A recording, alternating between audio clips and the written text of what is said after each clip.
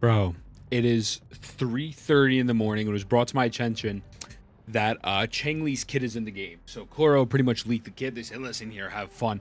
I like this a lot. I think this is very good. You don't have to worry about leakers because you kind of just threw it in there and people can now be like, hey, should I roll for Changli? Should I not roll for Changli? Um, I'm going to give you the basic breakdown of this kit and my thoughts and honest opinions on everything. I will say, off rip, great unit. I think she is going to fit more in the niche of the sub DPS role. Swap in, get some burst damage out there, and just kind of go forward. But let's get right into it. So, normally we kind of just scroll over the normal attacks, but there's actually a lot to her normal attacks, and I did bring out the trusty paint bucket again. I'm not gonna lie to you, there's a lot to go over. We will go over it as we go on. But so, perform 4 consecutive attacks. Now what happens is after you perform 4 consecutive attacks with her, either basic or midair attacks, you enter a state called True Sight. Now, True Sight is going to be a part of the Resonance skill, so we'll touch on that in a bit. But also, there is something different, though. Heavy attack. Actually, excuse me, let's go back to the mid-air attack. So after mid-air attack 4, True Sight, etc. No, I apologize, it's the heavy attack. Hold basic attack on the ground to perform an upward strike fusion damage. Use basic attack within a certain amount of time to release mid-attack air 3. So it seems like you can kind of just jump into this. So you do your heavy attack, and I assume it's going to be similar to the Calchero, where they kind of like flash and like, hey, you know, you have X amount of time to do this other attack, and if you do it, you will automatically start with mid-air attack 3. And the great thing about that is when you start with mid-air attack 3, after you do mid-air attack 4, you get True Sight, which is where a lot of the DPS comes from. So the heavy attack going into mid attack 3 is pretty big. It's a pretty big plus right there off rip. And then same thing, mid attack heavy here. Shortly after holding basic attack in mid-air or using basic attack True Sight charge, use basic attack to perform a plunging attack at the cost of stamina, dealing fusion damage. Use basic attack within a certain amount of time to release basic attack 3. That leads you into basic attack 4, which gets you True Sight. So pretty much they're saying you have your normals, you have your 2 basic, you have your normal basic attack, brings you True Sight. Your mid-air after 4 gives you True Sight. If you do your heavy attack, it throws you in the mid-air. And if you are mid-air heavy, it puts you back on the floor and it gives you attack 3. Pretty basic stuff. I feel like there's really nothing too crazy to go over with that on the paint bucket or the paint or whatever. Also sidebar crit rate and attack. She does scale off of attack as well from what I'm seeing. Nothing too wild here.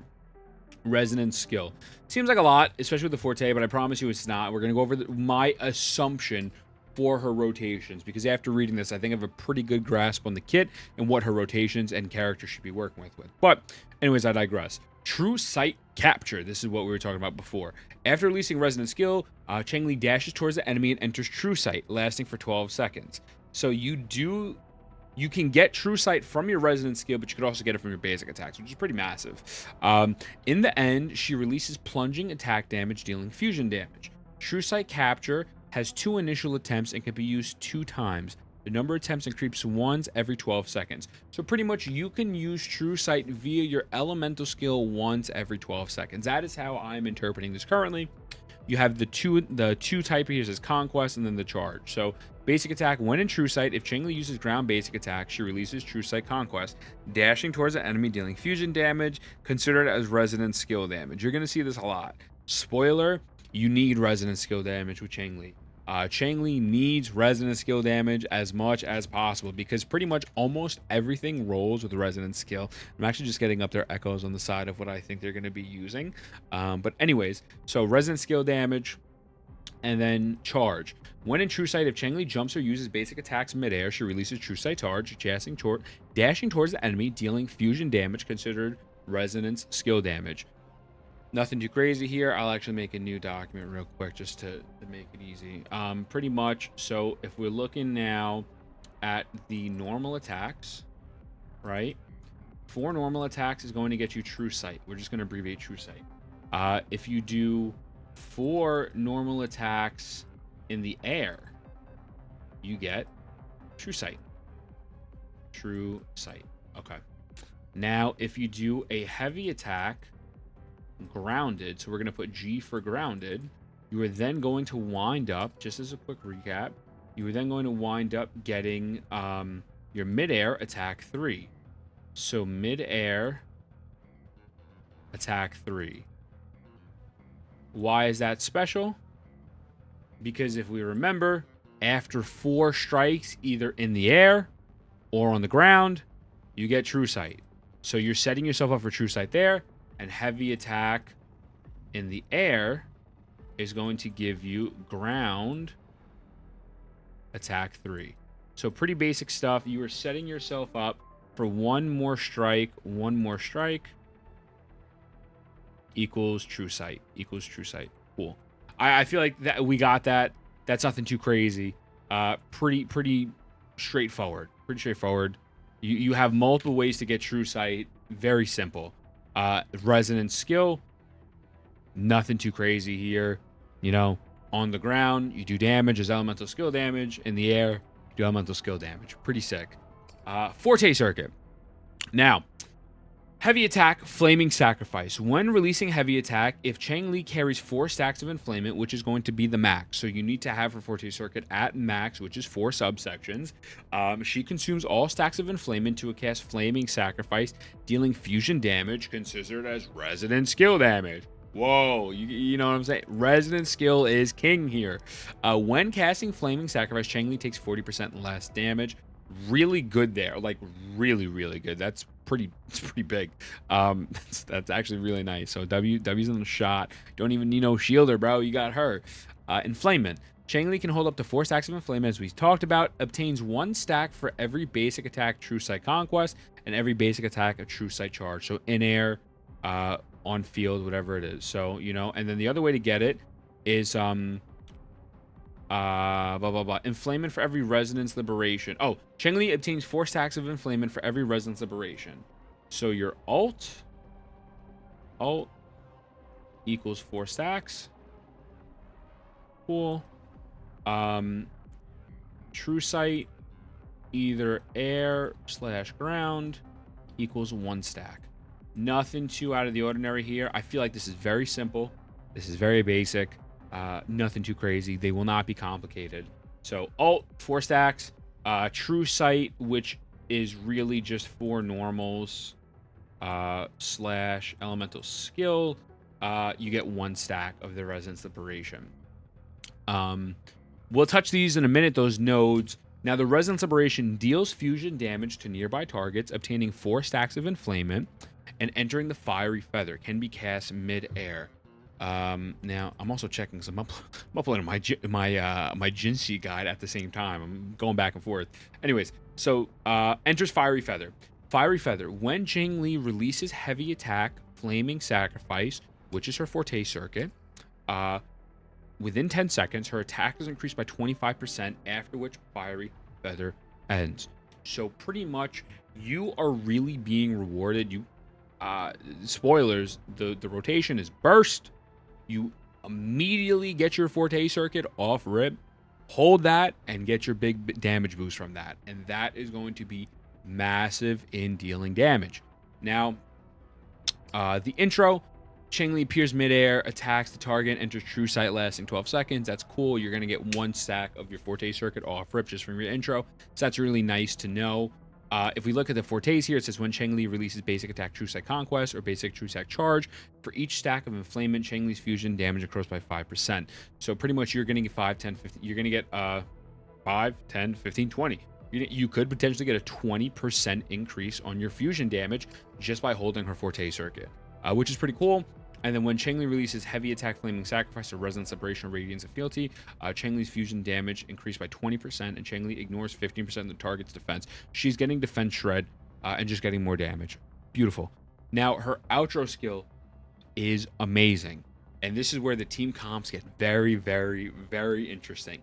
The incoming resonator has their fusion damage amplified by 20%, and the resonance liberation damage amplified by 25% for 10 seconds, or until the resonator is switched out.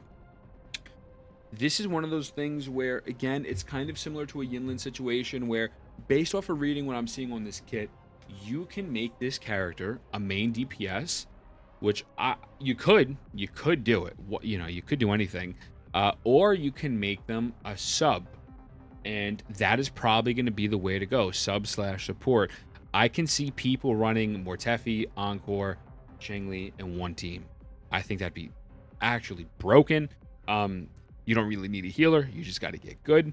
I could see people running this with, her, Mort, and Jinxie, although you have the 2 elements, so you're not going to get your Forte as much. We still have the coordinated attacks.